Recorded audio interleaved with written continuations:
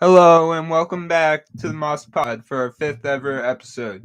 Today we'll talk more about New York sports, what's happening around the sports league in general, and we'll kick the show underway. I am glad to be joined by Vincenzo once again, right back me, and we're just going to start off with basically how I met Vincenzo, who he is, and stuff before we actually get into the sports today.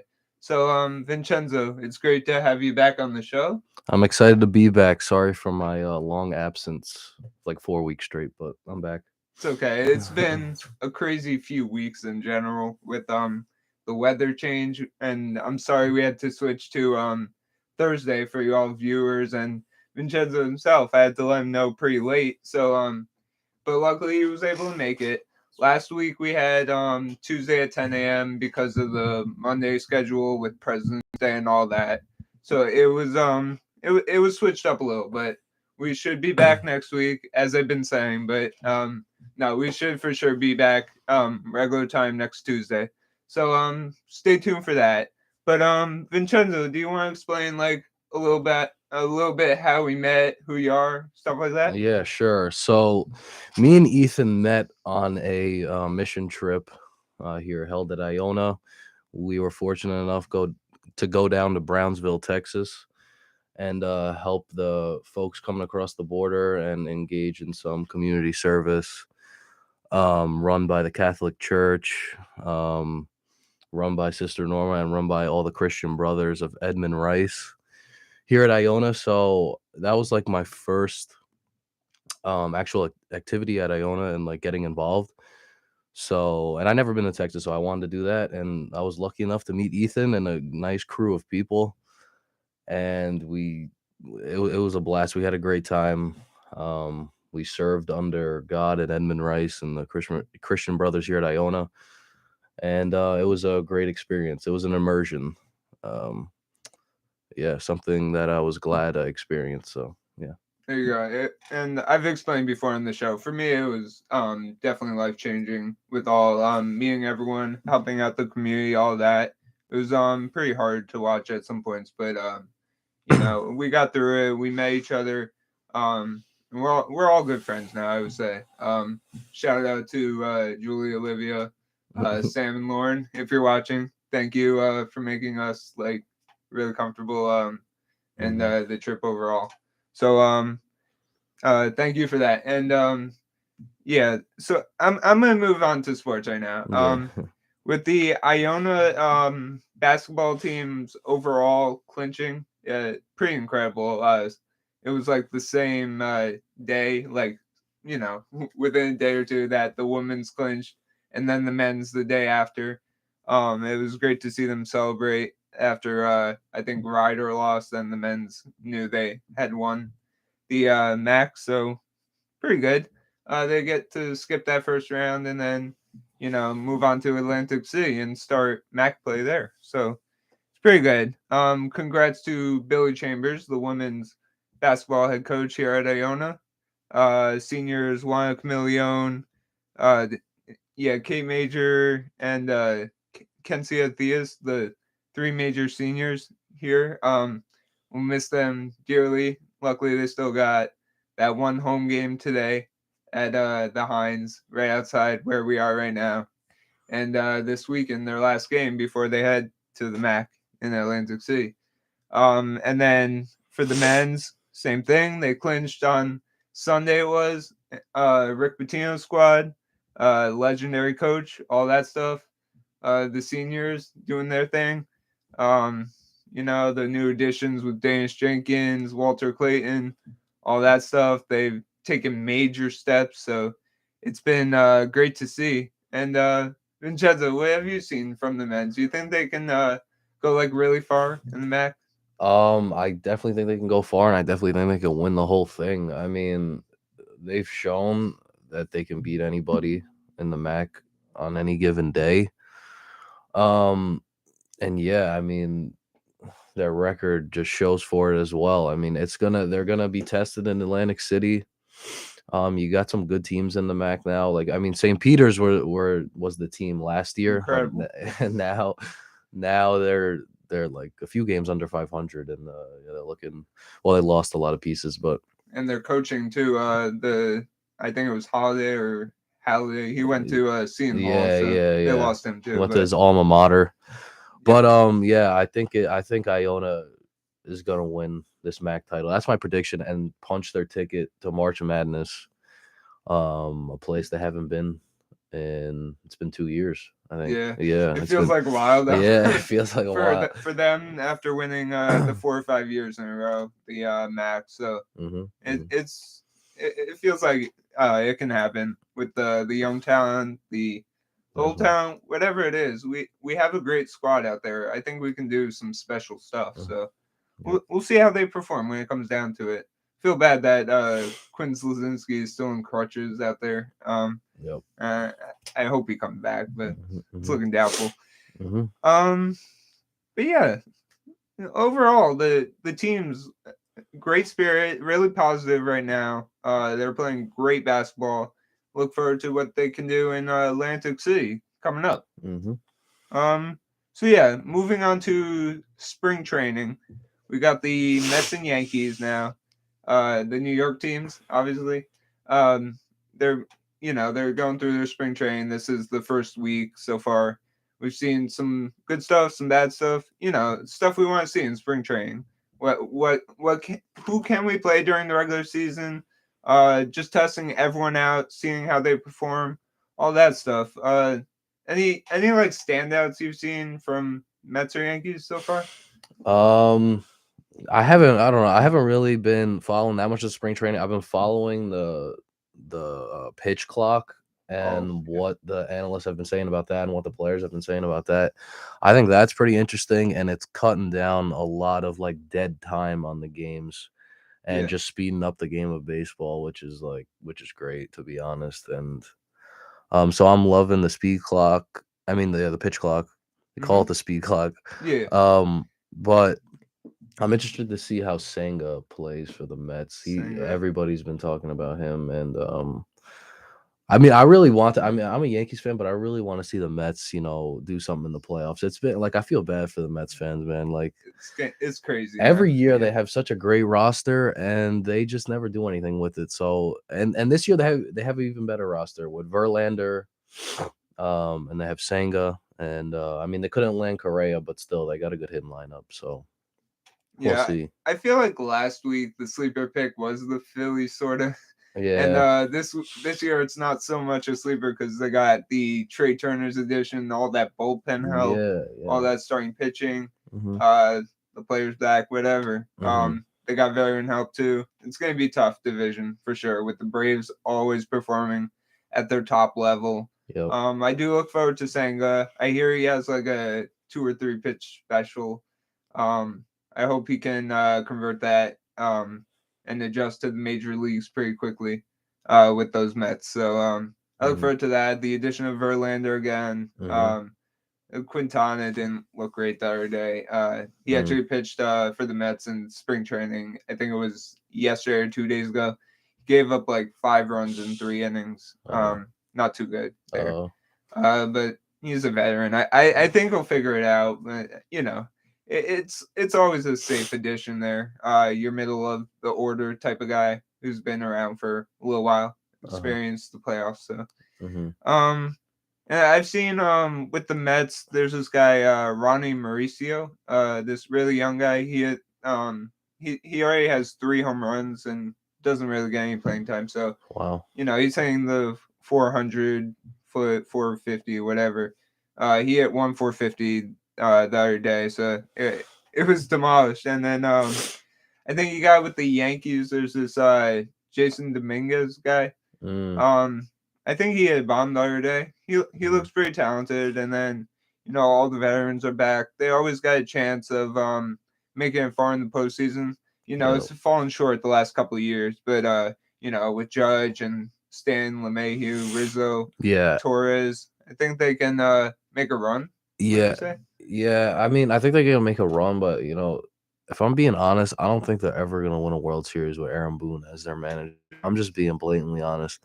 I am not a fan of Aaron Boone. I've never liked Aaron Boone. and he showed his true colors in the Astro series. Just making terrible pitching decisions, messing with the batting lineup. And even if you remember when they were down 3-0 against the Astros, he actually played a video in the locker room of the Red Sox coming back against the Yankees when they were down 3-0 and winning the series. And he played that for the Yankees the game before Game 4, and then the Yankees proceeded to get swept. So I don't think they're ever going to win a World Series with Aaron Boone. They have great talent, but I'm just being honest. And once they fire him, I'll be hopeful. But they'll go far, but they ain't going to win a World Series with him. So that Game 4, was that the one they had the really like early type of big lead sort of the Yankees? Game 4, they were up, but they didn't have a big lead. Not big. Okay, and then the Astros started hitting. That was at Yankee Stadium too, because the Astros had that better record. So. Exactly. And then Game 3, they almost got no hit. The Yankees only hit, and Javier pitched a one hitter. That's pretty sad. And his ERA was like 7 last year, and he pitched a one hitter, and they lost. Like, I was at that game too. And I think that Javier guy also pitched no hitter like earlier in the year. Yeah, against the Yankees. Well, it was a combined. It was a combined no hitter. He went to like 7 or 8. Yeah, and then the relievers and the closers finished it off, and the Yankees couldn't hit him. It was pretty funny. The Astros bring back all those guys.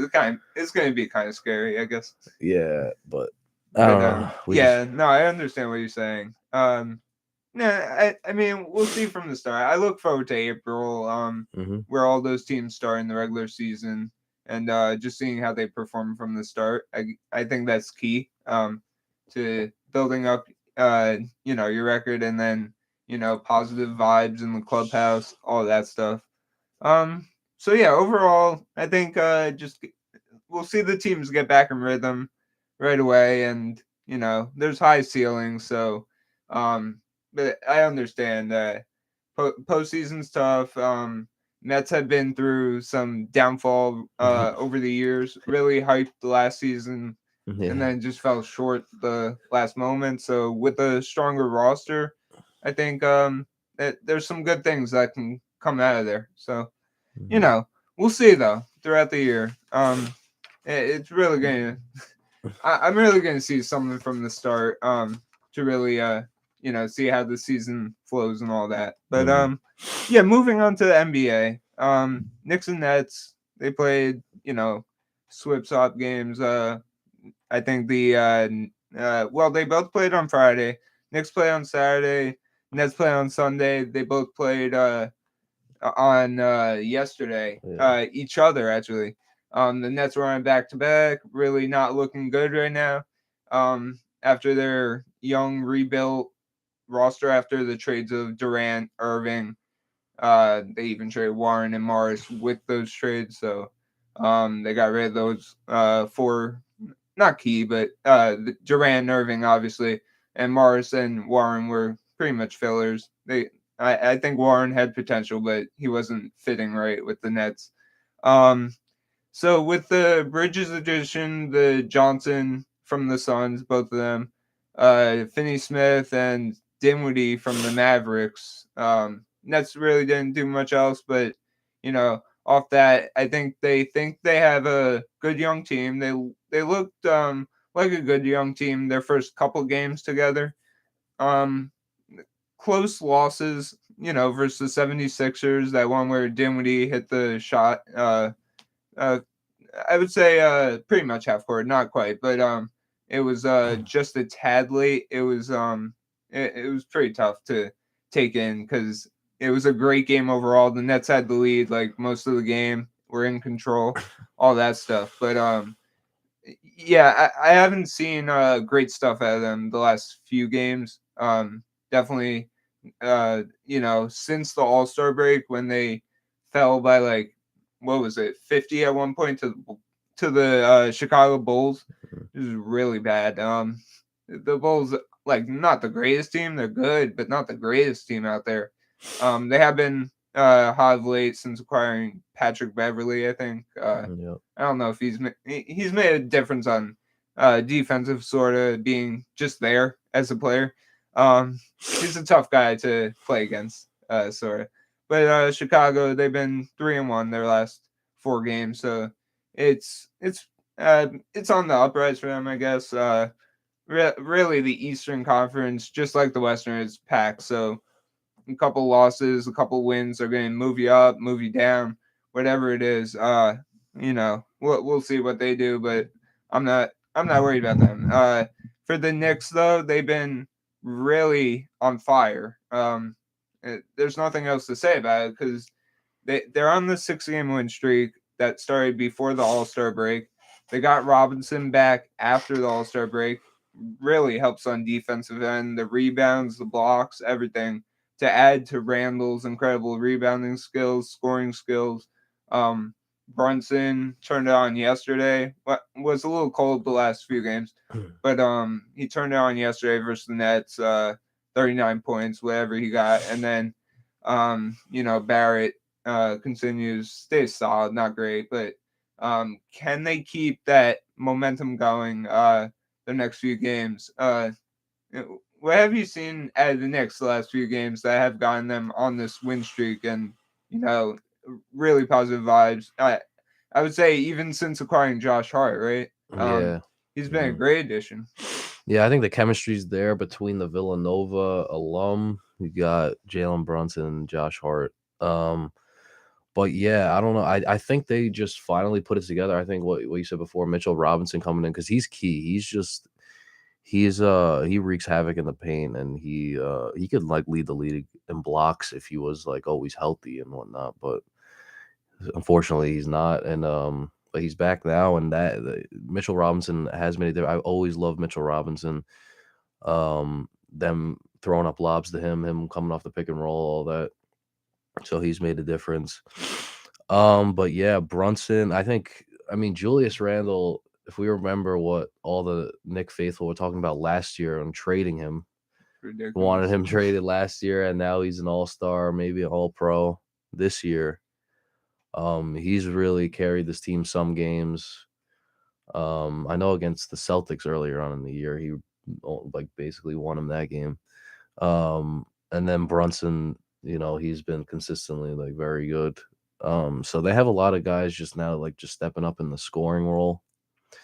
So yeah, I mean this win streak, hopefully, I mean I want to see the Knicks, do something great. Like the Nick faithful, I've been waiting. Like it's about time. They got the pieces and they got the coach. So you think they got they definitely got all the pieces and their momentum is great right now. You think they can make it? Obviously they'll make it into the playoffs because they're in playoff contention right now. They're in sixth place, I think, and they're just on the uprise. So you think they can make it through like the first round, like when Randall was playing at All Star level 2 years ago, and they didn't come through versus the Hawks. Do you think they can get past that first round point as of now? You would see, and can they keep that momentum the rest of the season that they can get over that hump? You think? Yeah, I think if they are able to get a higher seed in the playoffs, like a 4 or 5 seed, they'll get out of the first round. If they start to cool off and lose fire and stay at like the 6, or if they get the 7, they're gonna lose. Like even if they get the 6, I think they're gonna lose first round.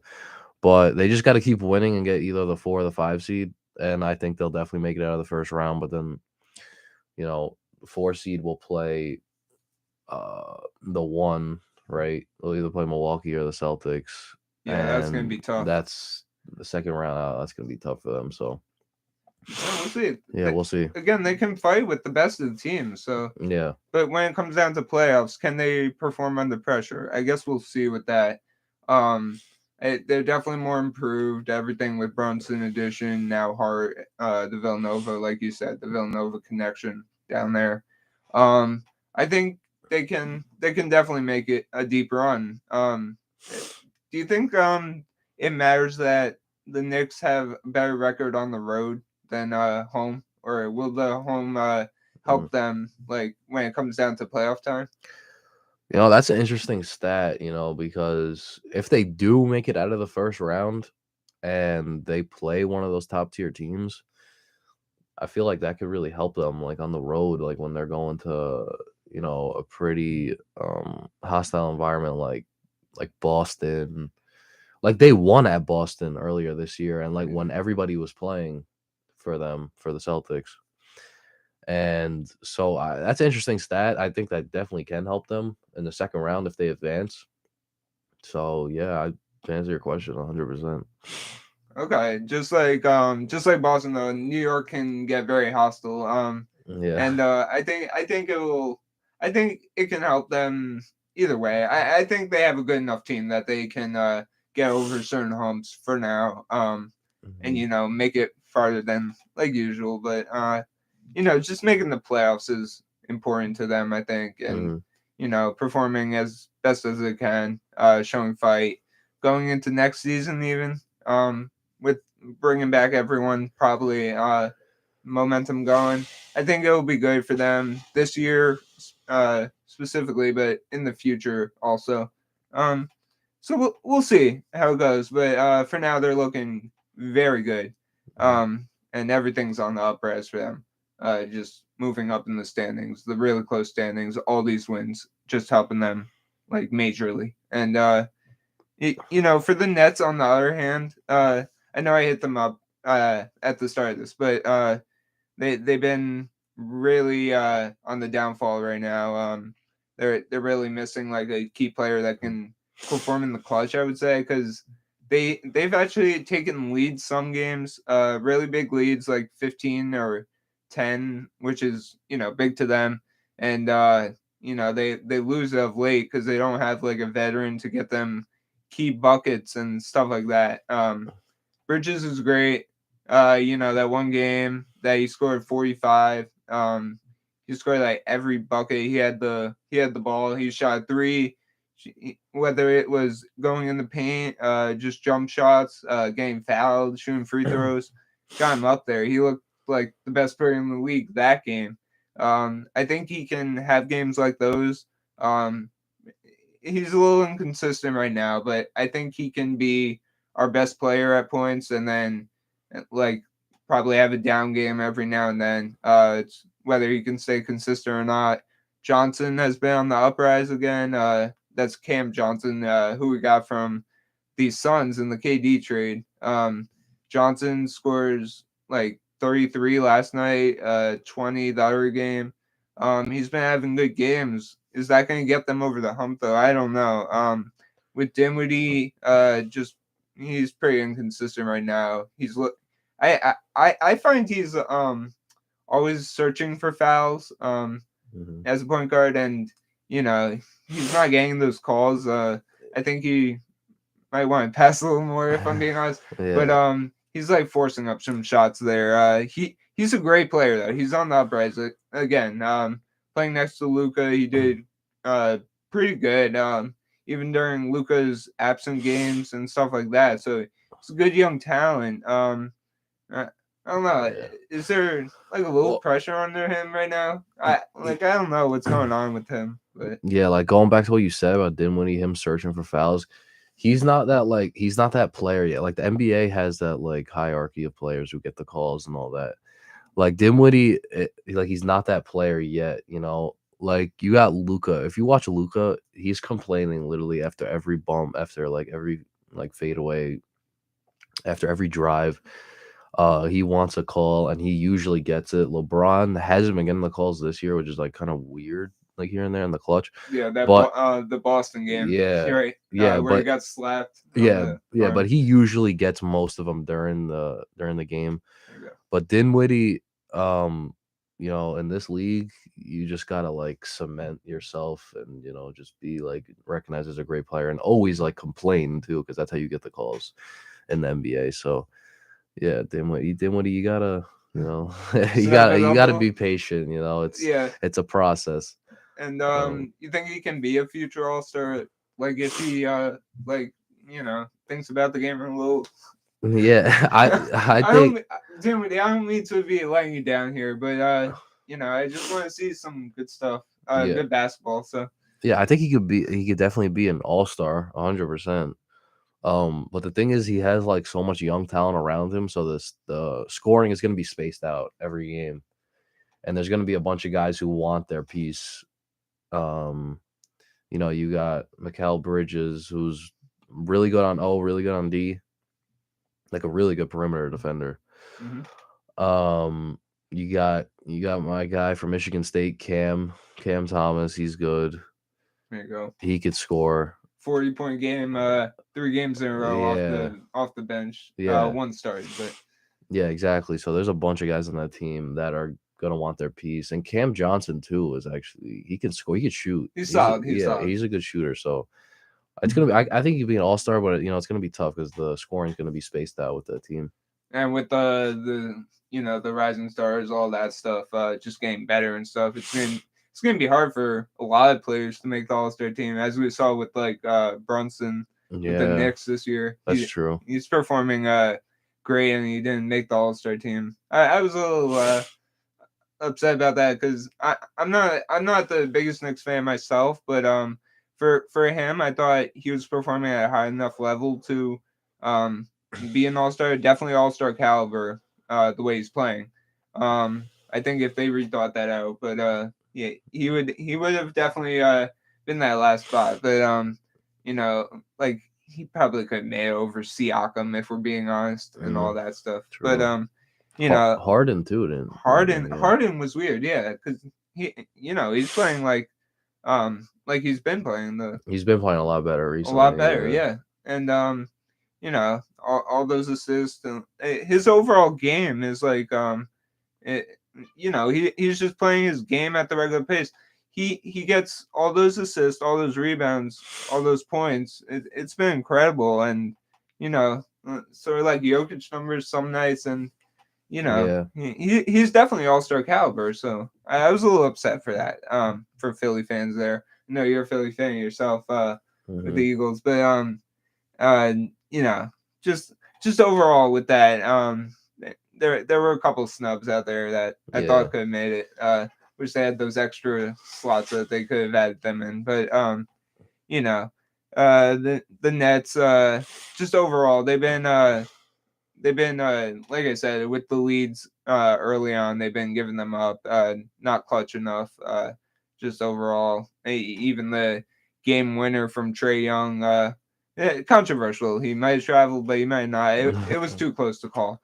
And the Hawks left with the win on that game winner. So the Nets fought that game, I thought, and then after that, the Knicks and the game before even they fell way too far behind the Bucks at the end, right? It was just not good to see. Didn't see much out of them. Not much fight at all. It's just it's gonna be tough. I seriously hope they can make the playoffs, but hmm, it's on the downfall. Each game they lose, it's kind of tough to keep up in the standings there without going into play-in. So I don't know. We'll see from them what they can do. Um, yeah, and then just overall, a little news. Before we end the show, but I did want to get because I forgot to hit it up at the beginning here. Can I get your quick thoughts on how the Super Bowl went as an Eagles fan? Just overall the game. I know you were in Philly at a bar, so yeah. watching the game, how was the vibe like before compared to after, and how do you think the game was in the halftime show? I know it's been a few weeks, but I just wanted to hit it up with you real quick. Yeah, yeah. Down in Philly, I mean, the vibe is always immaculate. Everybody's always on their feet. And when I went 5 years ago, it was the same as it was, a few weeks back. And but the result is just not what we wanted. And the city was just like basically dead after that field goal. And after they lost, Hurts tried to throw the Hail Mary and ball hit the ground. Everybody was upset. People were just like smashing glasses, smashing plates, and they walked out. Kind of what I pictured. Yeah, they walked out, and we went straight. I mean, me and my family went straight back to the hotel. Like we were prepared for a march with like tens of thousands of people down Broad Street and partying all night, but that couldn't happen. But it was a lot of fun. I went to the same place that I did 5 years ago when they won, the Hard Rock Cafe Yep. in South Philly. I thought the halftime show was like really good because the place like turned into a nightclub I feel when like every year someone's downing whoever the halftime show person is. yeah, There's I just know. too many people, too many different genres, I think. But I really liked Rihanna's performance. Yeah, everyone always trash talks the halftime show. Like I don't know, I don't understand it. But Rihanna has like when she was performing, you like kind of remember, you go back in time, like remember how many classics she actually has. She has so many classics. Incredible. Yeah. She was really good. She turned the place that I was at into a nightclub. So yeah, the halftime was really good. Some of her dance moves were a little questionable, but Yeah. it's whatever. Her singing was really good. The performance was good. But wrapping this up, speaking on the end of the game, Yeah. what everyone was talking about after with the holding on third down. Um, that's like everyone was saying, in a moment like that, you let it go, right? Because it's like it's not blatant, like he's not like tackling the guy, whatever. He's Right. not like pulling his shirt off. But yeah, I like agree with that. And but also I think the other argument you got to point out is that was the only holding like they called all game, and Yeah.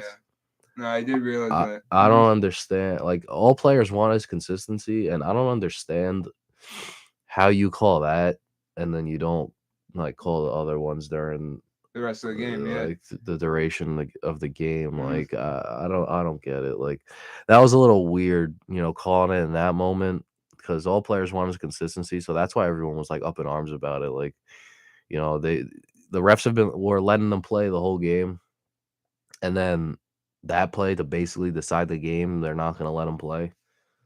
Like you want players to win you the game, not like officiating. You want a player to make a play. So I don't know. That was just like upsetting. That was like the worst way to lose a game. I get that. It came down to that call, and that was basically the game right there. But Jalen Hurts, right? Incredible talent. He could do very good things in the future, for years to come. All that. Yeah. Mahomes. We know Mahomes. He turned down in the second half after the fake injury. Um, I mean, he wasn't faking it, but he can't. He was limping, and then he Yeah. came back. It was just incredible. But with Jalen Hurts, he can be great for the future and all that stuff. You would say? Yeah, he actually played a lot better than I expected that game. Like, I don't know. I felt like in the Niners game, he was coming out like a little jumpy, a little jittery. He was like throwing the ball. He was like overthrowing people here and there.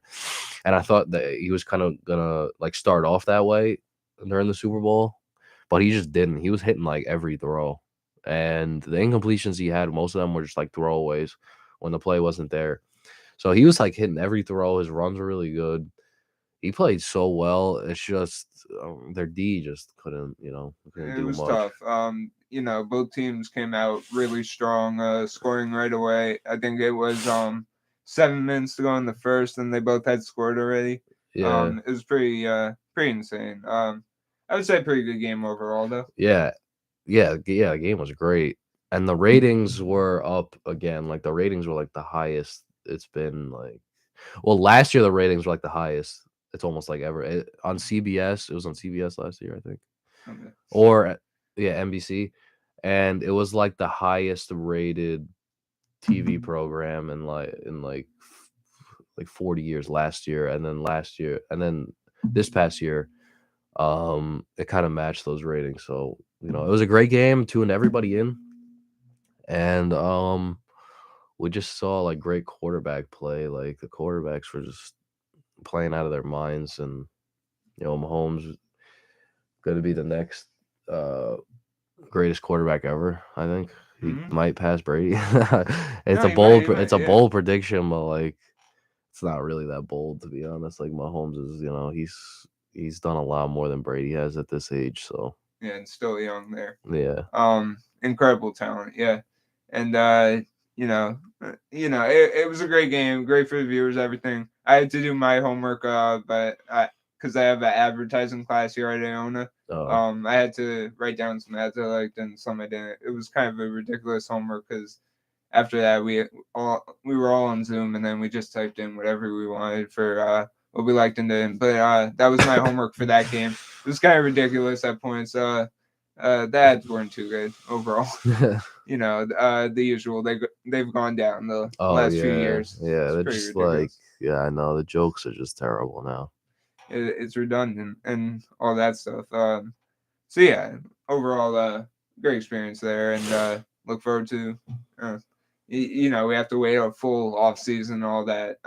Look forward to NFL next season with Jalen Hurts back. Patrick Mahomes doing this thing. Yeah, Good for the league. Good for the league yeah, and some overall. quarterbacks should move around too. Oh yeah. What do you think about Rodgers and Jets and stuff?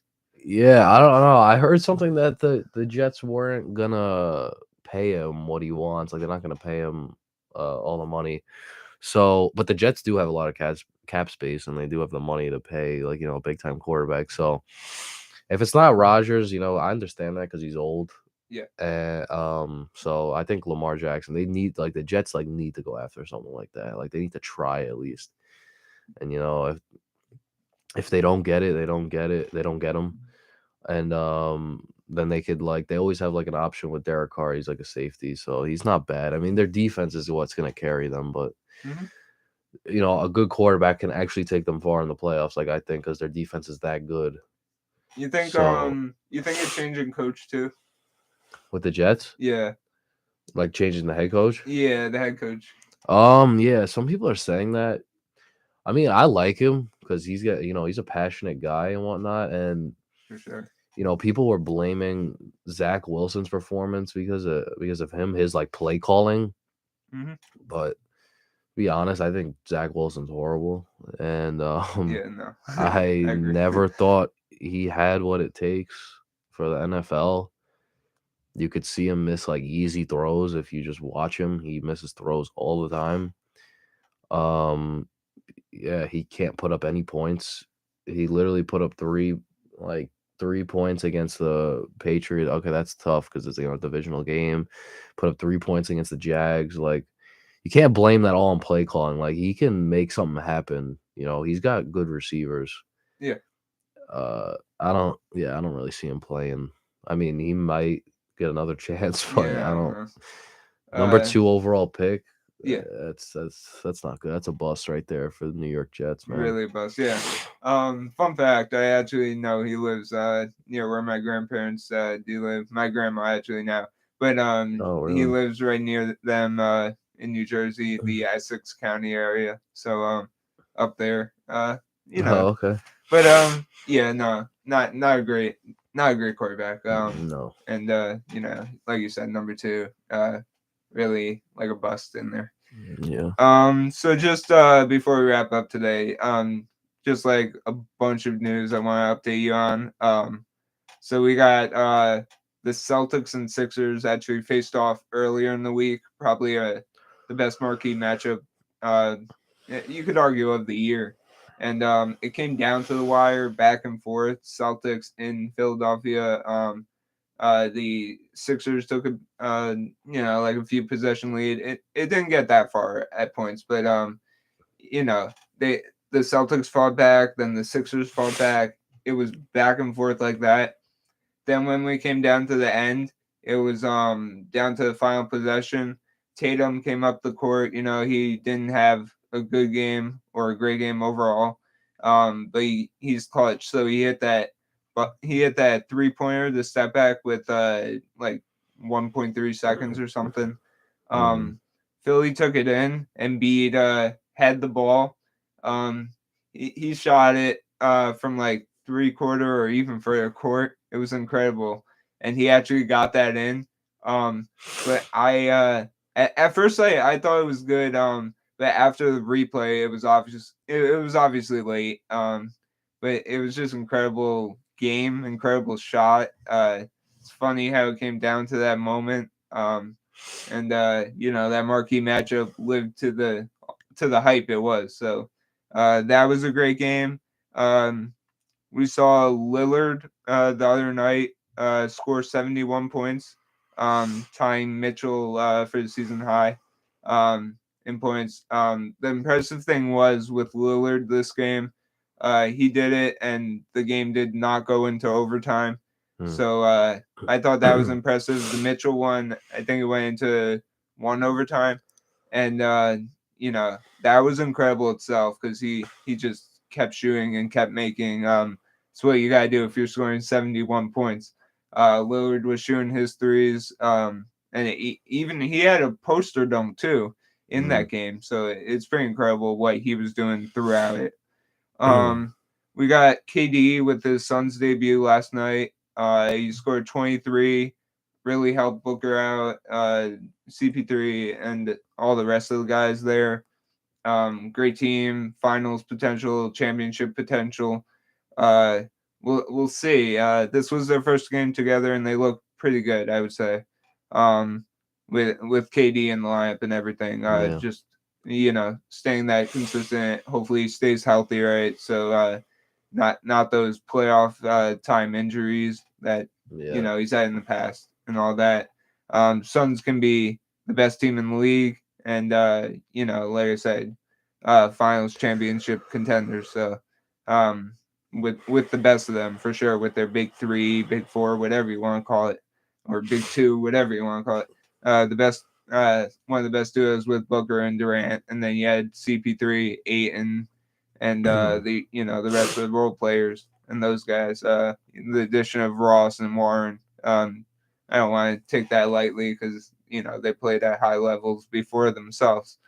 So they can look good. And on the other hand, the Mavericks, who got Irving in the trade deadline, with Mars from the Nets, they've been really like struggling, I would say, because they are 1-4 since acquiring Kyrie, and Luca's been in those games, most games, so they play together.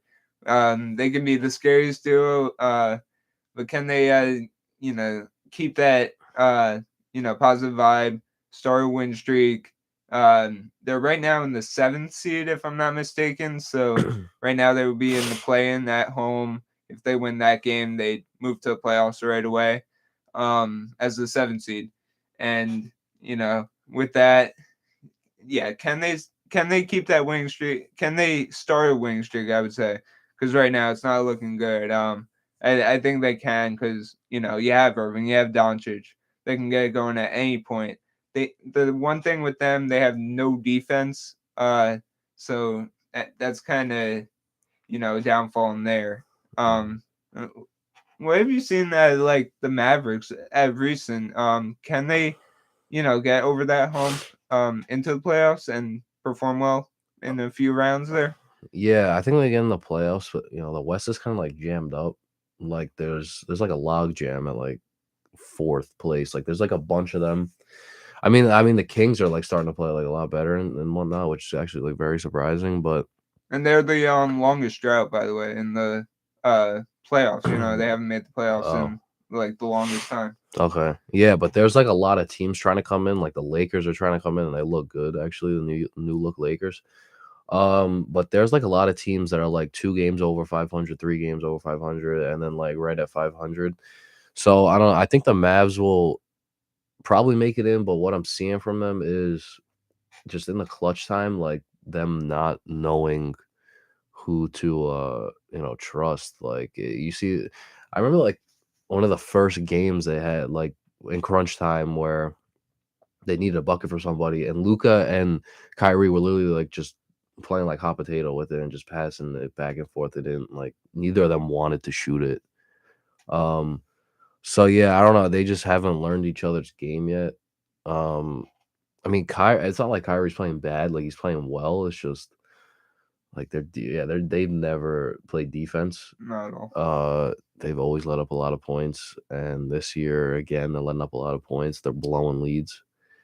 So Do you think the Brunson subtraction really like made a dent in their roster there, like in their team overall? Um, yeah, I think definitely it did. Brunson was actually like really good in the playoffs. last year. That's why they like made that run. And that's why the Knicks could possibly make a run too. I'd say. Yeah, if he wakes up.